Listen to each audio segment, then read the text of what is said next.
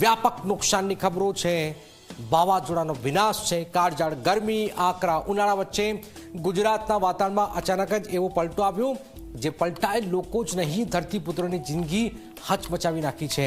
આખરે છાપરા ઉડી ગયા છે, ઘઉંનો પાક જે છે એ ઊંધો વળી ગયો, વૃક્ષો ધરાશય થયા, અનેક વિસ્તારોમાં તો મિની વાવાઝોડાએ બધું જ વેર વિખેર કરી નાખ્યું છે।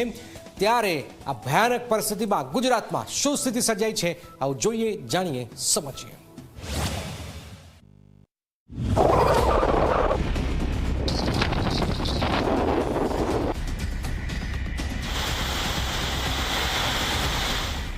ગુજરાત, જ્યાં ઉનાળામાં તાપમાન ચરમસીમાએ હોય છે, ત્યાં અચાનક જ વાતાવરણમાં એવો પલટો આવ્યો કે આકાશમાં ધૂળની ડમરીઓ ઉડવા લાગી અને પવન એવો ફૂંકાયો કે જાણે તોફાન તાંડવ મચાવી રહ્યું હોય।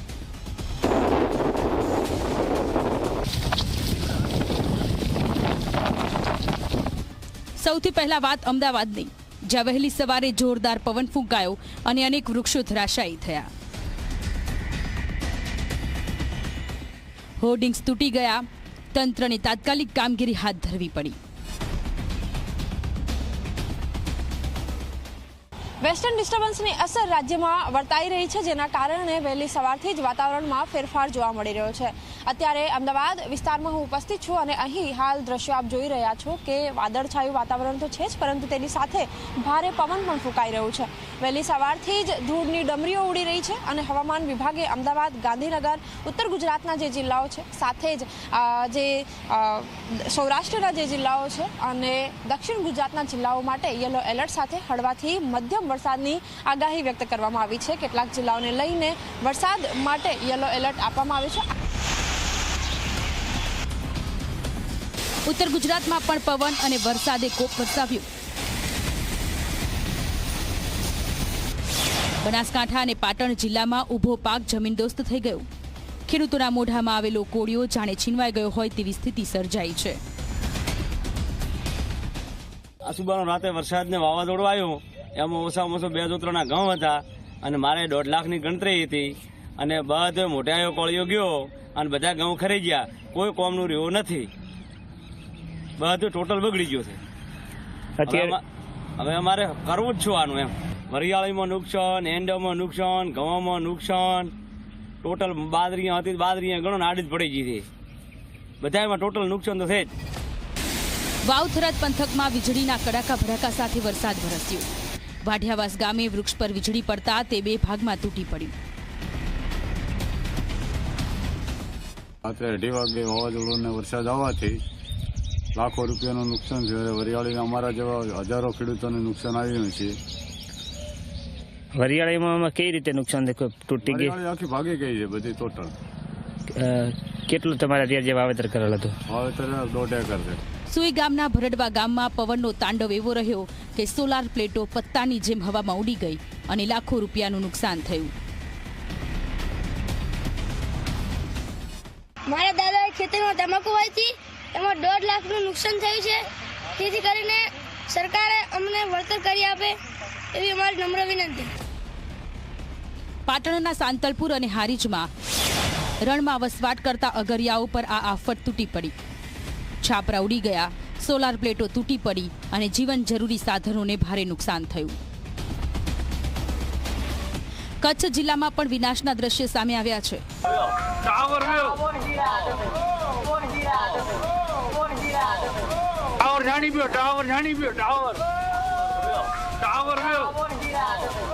રાપર અને અબડાસા પંથકમાં જીરું, ઈસબગુલ અને એરંડાના પાકને મોટું નુકસાન પહોંચ્યું છે।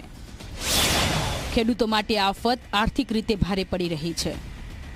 સુરેન્દ્રનગર જિલ્લામાં તૈયાર ચણાનો પાક પણ વાવાઝોડાની ઝપેટમાં આવી ગયો છે।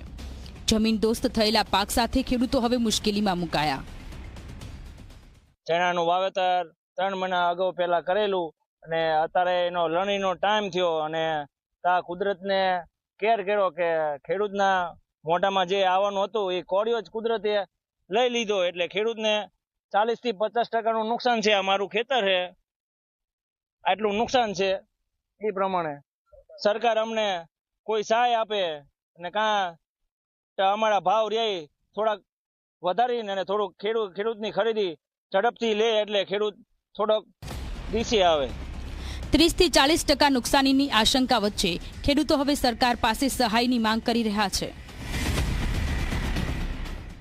આ વિસ્તારમાં વેસ્ટર્ન ડિસ્ટર્બન્સના કારણે જે પ્રમાણે 35 થી 40 કિલોમીટરની ઝડપે પવન ફૂંકાણો અને એના કારણે અસંખ્ય અગરિયાઓની સોલર પેનલો તૂટી ગઈ છે અને જે પ્રમાણેનો 4 થી 5 મહિના સુધી અગરિયા પરિવારોએ કાળી મજૂરી કરી અને જે મીઠાનું ઉત્પાદન કર્યું હતું એ તૈયાર માલ પણ ક્યાંક ને ક્યાંક ધૂળની ડમરી નીચે દટાઈ ગયેલો છે. આ સ્થિતિનું નિર્માણ થયું છે ત્યારે હાલ પર તે અગરિયા પરિવારોને અને મીઠાના વેપારીઓને ખૂબ મોટું આર્થિક નુકસાન સહન કરવાનો સમય આવ્યો છે. આપના માધ્યમથી મારી સરકાર પાસે સ્પષ્ટપણે માંગણી છે કે ત્વરિત એક્શનથી કચ્છના નાના રણમાં અને ખાસ કરીને સુરેન્દ્રનગર જિલ્લામાં જેટલા પણ અગરિયાઓ મીઠાના ઉત્પાદન સાથે સંકળાયેલા છે એ તમામ અગરિયા પરિવારોનો એક સર્વે કરવામાં આવે.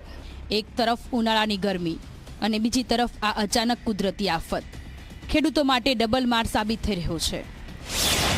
હવે સૌની નજર સરકાર પર છે કે ક્યારે સહાય આપે છે અને કેવી રીતે આ નુકસાનમાંથી ખેડૂતોને બહાર કાઢે છે.